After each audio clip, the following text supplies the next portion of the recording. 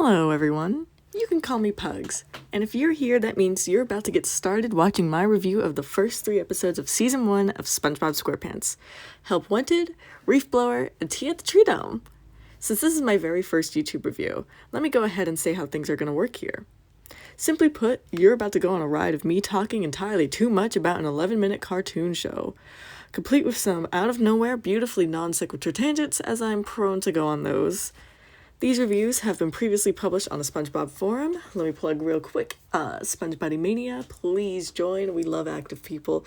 Anyway, so if you're a frequenter of that forum, they may seem familiar to you, and I promise I am the same Pugs for Thugs, aka CEO of Gary the Snail, that posts those reviews. I don't steal content, don't come in my comments starting that crap, okay? It's me, these are my reviews.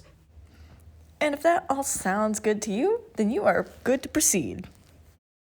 Before we get started though, I do want to cover my rating system real quick. My rating system's pretty simple. I don't do stars or anything like that. I use a 10-point system with one decimal point, which helps me rank episodes when it comes to my top 5 and bottom 5, but since we're just starting out, y'all don't gotta worry about that right now. So let me walk everyone through this system so we all have a common understanding of what's about to go down. So the highest tier is amazing, which are the best of the best, and I don't do the whole thing where only a certain number of episodes can make it to highest tier because that's stupid. If something's good, it's good, period. Next. After amazing, we have great, then we've got good, then okay, then mediocre, and after that is tolerable, and by that I mean barely tolerable, but I wanted it to be one word, to match everything else, so that's why it just says tolerable. Then after that we've got bad, and then we've got abysmal. And as you can see, abysmal comprises of a lot more point values than the other tiers, and that's because, spoiler alert, there's not going to be a lot of episodes in this tier. At least as I review SpongeBob SquarePants. If I review something else, then who knows, it could be in there, but probably not. And so I felt it was kind of pointless to split it up if barely anything's going to be in there. And then also, it was already bad enough to do, okay and mediocre, because, that's the same word, basically. And so, I was thinking, what would I even do anyway if I split up abysmal? Would I do, abysmal and atrocious? Couldn't do that, if I do atrocious, that might get you guys thinking about somebody who reviews cartoons, you know what I mean? Wink, wink, nudge, nudge. I'm not gonna say it, though. But, yeah. So, that's my rating system, and if we're all cool, then cool. Yeah, that's all I gotta say on that, so let's get started. For our very first review, we have the very first episode of SpongeBob SquarePants, Help Wanted. And oh my god, what an excellent introduction to the show we know and love. Seriously, this episode is so funny. I love that this episode is actually one of the only, examples of continuity and development in SpongeBob. Because, this whole episode is him getting a job at the Krusty Krab, which, we see him keep, for better or for worse, for the entirety of the show. So it's this is the beginning. This is the beginning of all the adventures we see in the future. This is canonically the first event, I guess, in the entire SpongeBob SquarePants show. Not counting things like Camp Coral and things like that. But anyway, so Help Wanted is, already a really good episode on its own. But where it really shines to me is in its writing. Especially how it introduces us to the world of Bikini Bottom. I'd call this episode a masterclass, actually, in how to write a pilot. Because I'm going to just go through and, show you, for each of the main characters, how they're introduced. And this is something that's, kind of present in Season 1 altogether, but, this episode really shows it because it introduces us to, 4 key players already. So, first we got SpongeBob himself, right? We see his childishness, his determination, and enthusiasm in minutes, if not seconds. We get his catchphrase, we get I'm ready, we got all of that. We have his happiness at working at the Krusty Krab. We see that it's his dream. We see that he's really good at what he does, considering how he gets that spatula and makes, friggin' a million Krabby Patties. He's good at what he does. He's happy. He's a child at heart. We love it. There's lots of little character tics and tidbits packed in here as well, like the stuffed animal weights, which, we'll see explored more in, ripped pants. But yeah, so it's awesome. And, his bed, too, with the little diving board and, his alarm clock and all of that, just great, okay? We learned so much about SpongeBob, and it's a great introduction to this character. Then next, there's a brief introduction to my favorite character in the show, Gary the Snail. Though he isn't really characterized at this point. He looks like he's kind of on crack. Don't demonetize. It's fine. Other than immersing viewers into the world of SpongeBob, he shows that snails are equivalent to cats in this world because, meowing, laying on papers. It's like a cat would. Is that a cat thing or a dog thing? I don't even know. Whatever. Either way, it's Gary's in the first episode, and I love it. Shelly, I think, is also in this episode, but, we never really see Shelly. Literally, it's a background painting that is apparently SpongeBob's pet. Whatever. Next, we get the introduction of Patrick, and we don't really see that much of him here, but from the little that we get, we know that he's SpongeBob's best friend. Okay, he's there, he's encouraging SpongeBob.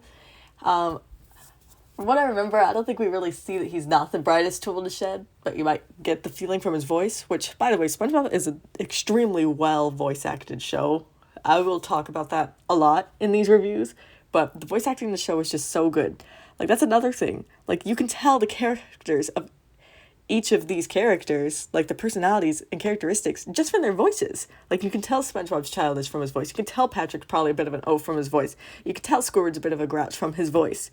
Like, Sandy, she's got that southern accent going on. You know that she's proud of her home. Like, you can tell. But anyway, we'll talk about that all at another point. But yeah, so we know that Patrick is SpongeBob's best friend. We know that he's neighbors with SpongeBob and that he's a little bit dumb, but he has a good heart. And then we get Squidward. He's introduced as knowing SpongeBob in some capacity. I don't think we really know that they're neighbors at this point, but we know that they, know each other, considering Squidward's like, we can't have SpongeBob working here, and tries to tell Mr. Krabs all that. But yeah. But, we don't know that they're neighbors, but the Reef Blower, the next episode takes care of that, so we're all cool. So we can see Squidward's grouchy and constantly tired attitude in this episode, as he cleans, the graffiti that says that he's a loser, which tells us that, either people just hate him for no reason, or he probably is a loser. But yeah, the fact is he's known in Bikini Bottom if we get graffiti of him. But anyway, we can also see that he's a bit pathetic, like I just said, because he's cleaning the graffiti off the window of the Krusty Krab. And we get a bit of Squidward's character tics, like his laugh and the nose thing too. And then lastly, for, major character introductions, we have Mr. Krabs. We get a peek into his relationship with Squidward, and we get the impression that the two have been working together for some time. And that's another thing I really like in season 1, is that, Squidward and Mr. Krabs have, this kind of, friendship going on. I don't know. I really like it. I know it's, carried throughout the show, but it's really nice to see in season 1 especially, because, it's part of their characters at this point. It's part of what we're being shown as the audience is part of their characters, if you know what I mean. We see Mr. Krabs' seasoned old man side, quote unquote, when the anchovies showed up, because he's wait a minute, I know what this is, I've seen this before, that kind of stuff. And we get a little bit of hints of his greed too.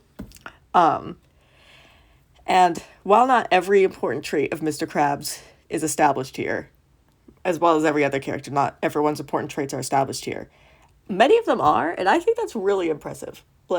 This is an 11-minute episode, or isn't this a shorter segment? Isn't this more 8 minutes or something?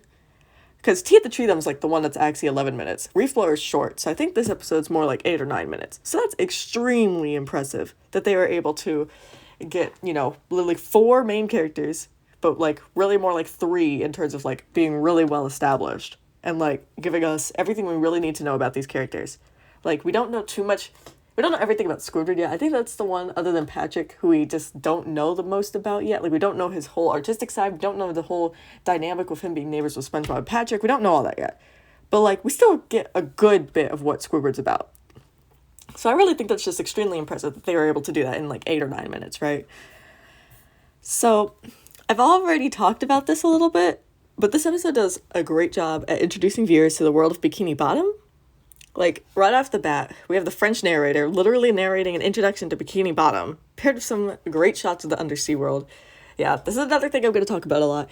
The art in SpongeBob, the background art, is just absolutely gorgeous. And you can see how much effort has been, put into it. I can't remember if it's this episode or if it's, jellyfishing, but, there is, this production art where it's, a huge, wide shot banner. And it's just gorgeous. If it is this episode, I'll put a picture of it up here. but like it's just gorgeous. But anyway, so I already talked about Gary, but like the anchovies also do this too in terms of like showing the world of Bikini Bottom.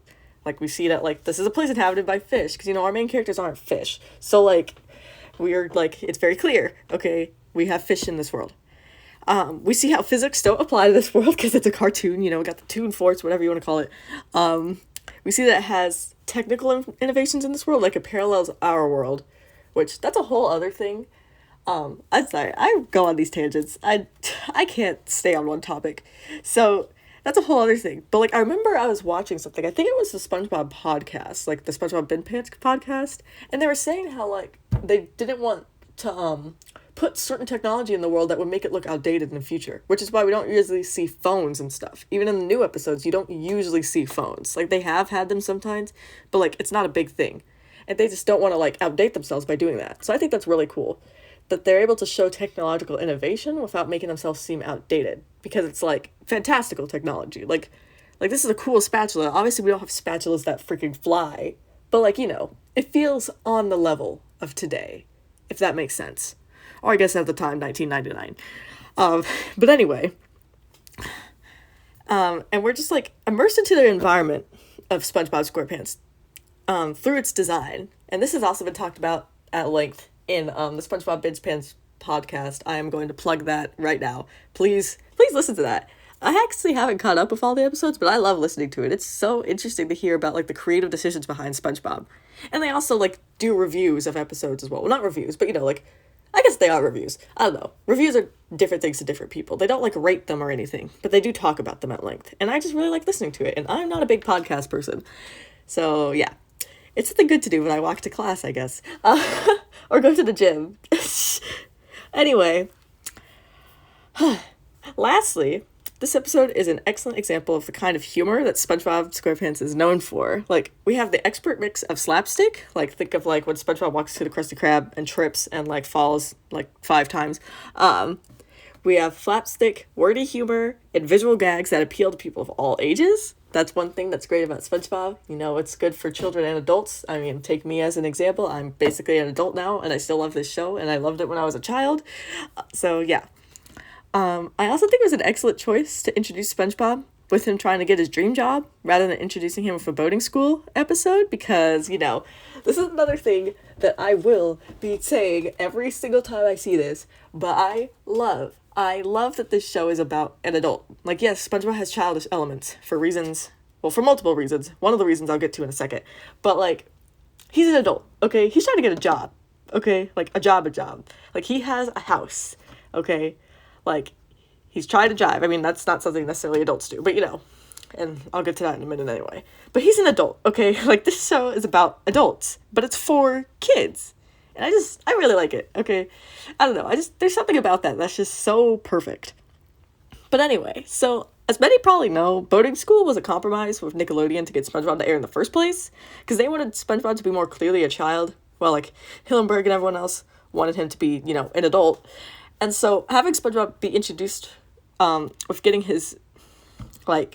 a job shows that he's, like, definitely an adult. Okay, he's got a house. He's an adult. Okay, I just said this. He is an adult.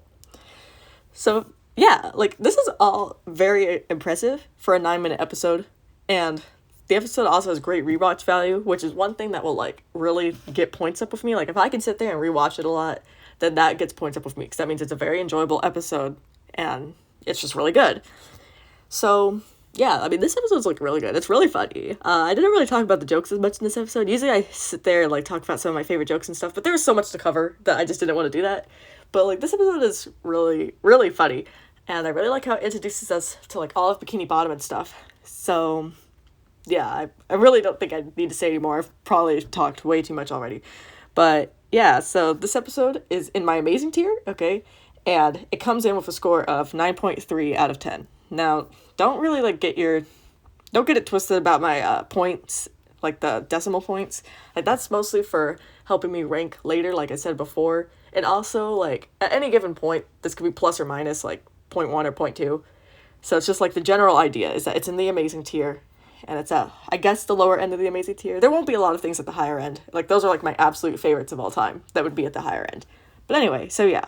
Amazing tier, 9.3 out of 10. This is a really amazing episode. So for the next stop on our pilot collection, we've got Reef Blower. And this episode is a fun little short. I feel like the best way to think of it is as an extension of Help Wanted, which, I mean, it kind of is that. That's why it's so short, and Help Wanted is a little shorter. But anyway, when you think of this episode this way, it also becomes an extension of the character and show introductions that started in Help Wanted. And, like, here's kind of what I mean by that. So, like, this short is all about the neighborly relationship between Squidward and SpongeBob. And this will be explored in much more detail, like, later in season 1. You know, we got nautical naughty neighbors coming up, or naughty nautical neighbors. I don't know, that episode is literally a tongue twister, whatever. But, like, we have that coming up. We have SB129 that's going to be there for a little bit. You know, we got more episodes coming up. But, I mean, it's a good introduction to their dynamic, since Help Wanted only had them interacted for a few lines and not much directly. And the episode does a great job at showing more of both Squidward and SpongeBob's characters. Like, we see that SpongeBob's really energetic, and he's going above and beyond to get the shell off of his lawn, and he's a bit silly. We saw this with Help Wanted, but, like, Reef Blower extends and cements this characterization for SpongeBob. And for Squidward, we see at the beginning of the episode, just like the previous one, that he's not exactly a pleasant person, given the way that he knocks what is essentially trash or a weed into SpongeBob's yard, just so it won't litter his own yard, instead of just, you know, picking it up and putting it in the trash or whatever you're supposed to do. So, like, of course, the episode ends with a bit of universal justice, as many SpongeBob episodes do, with Squidward's yard being, you know, completely trashed in the end, while SpongeBob's is nice and clean.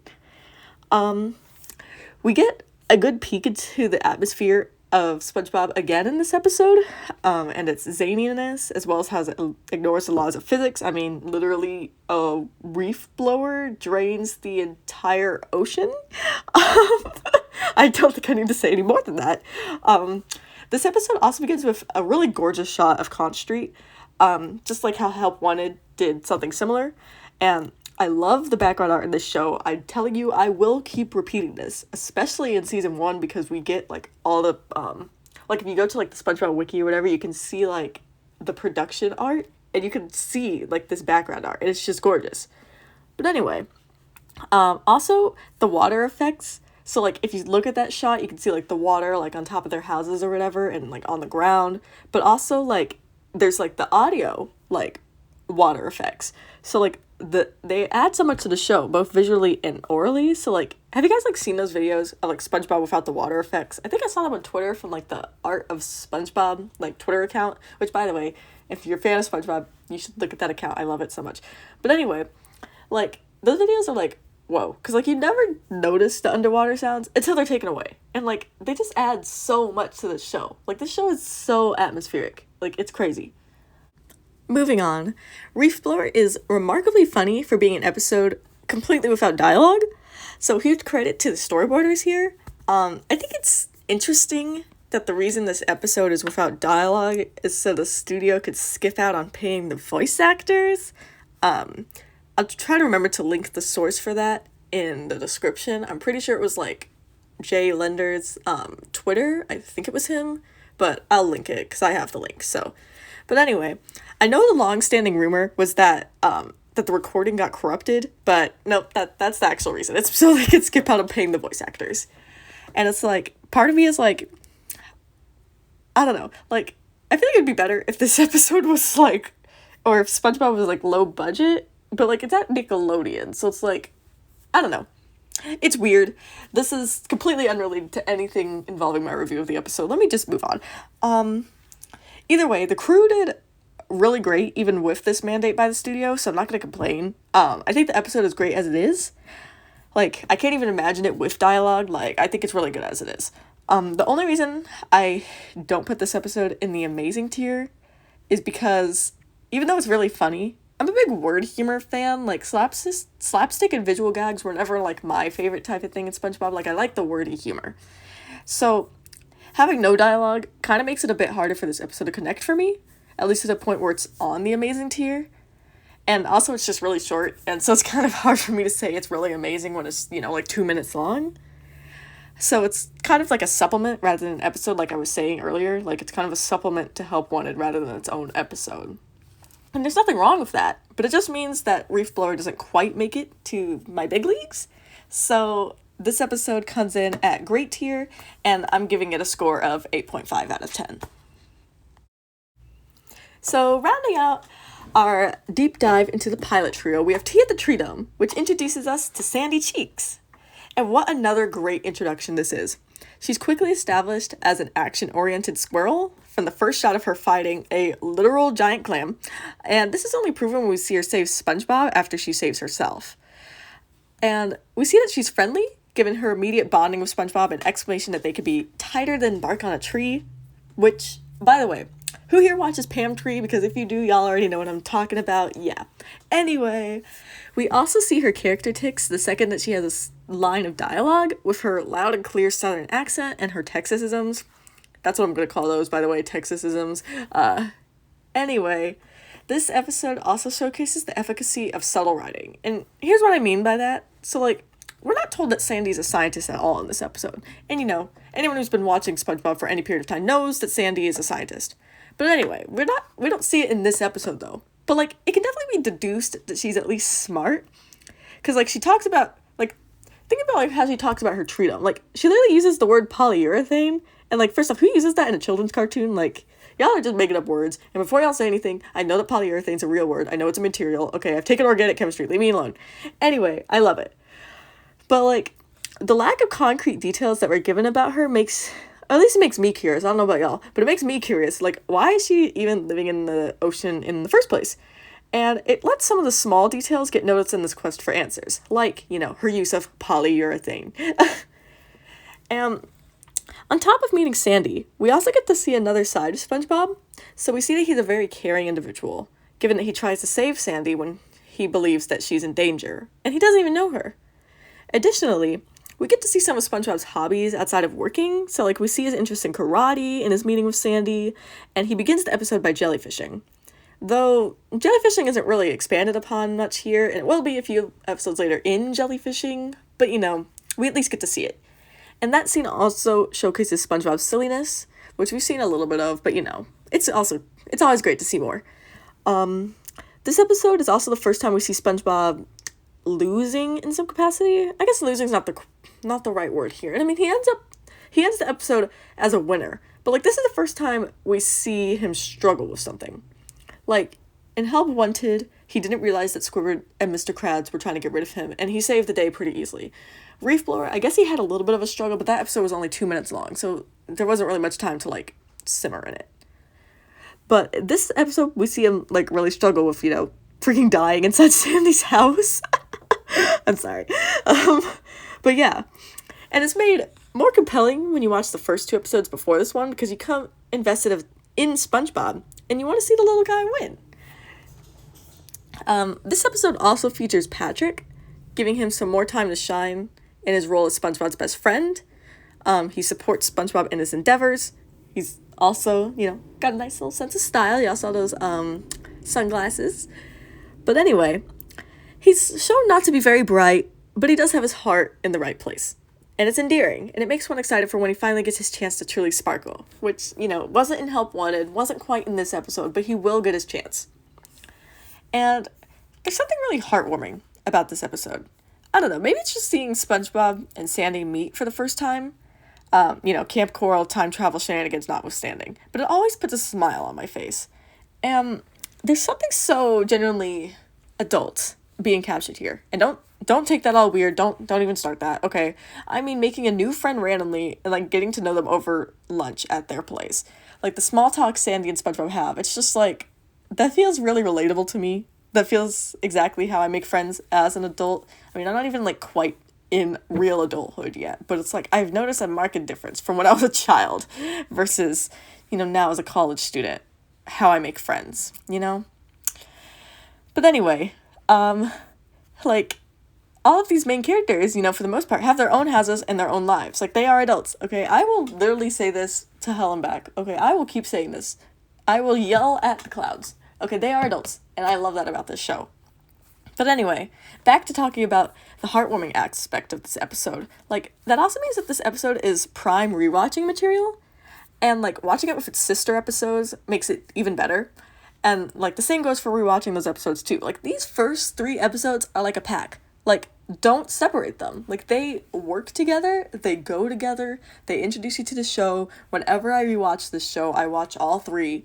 Like, it's just, they work, okay? They just simply work. Moving on, I'd argue that this episode was the first knockout when it came to meme material. Like, I need it, anyone? Or, like, even what kind of place is this? You know, that comes to mind as well. I think it's because this episode only has to focus on introducing one character and location, and so more time can be spent on simple humor like that, and it shows. So, like, this isn't to say that Help Wanted isn't funny. Obviously, I went to good lengths to say that that was a very funny episode, because that episode is hilarious, but it also balances introductions. And I'm just saying that Teeth and Treedome has a different kind of balance, and it lets funny moments get built up and breathe more than Help Wanted did. And it helps that this episode is a full 11-minute segment, which is the first of its kind in this show, technically. But this breathing also means that the episode is a little bit slower than what we're used to at this point. And for me, the episode ever so slightly drags in the middle. But that dragging is well and truly ended by the time I Need It comes around, so it's not that big of a deal. This doesn't really diminish the episode by any means, but it does bump it down from amazing to great in my personal tier list. And so that's why this episode is coming in at my great tier with a score of 8.7 out of 10. And real quick, I just wanted to give a couple closing thoughts before we end this episode review. And I just wanted to say that this is a really, like, I really love these 3 episodes. Like, they are a perfect introduction to SpongeBob SquarePants. I think I've said this probably like 5 times by now. But, like, it really can't be stated enough. Like, there's just such talent in the writing team and the storyboarders and everyone involved in this show. And you can tell there's a lot of care and effort put into this. And, like, before anyone even comes in there, do not use these words as a way to disparage modern SpongeBob, because guess what? I love modern SpongeBob as much as I love classic SpongeBob. And, you know, hopefully, if I actually continue to make these, we will get there eventually. But yeah, so I just really love these 3 episodes. Even if 2 of them are on my great tier, not my amazing tier, like, I still love all of them. And before I close everything out, I just wanted to plug again that these reviews were originally put on SpongeBob Media under the username Pugs for Thugs, of course.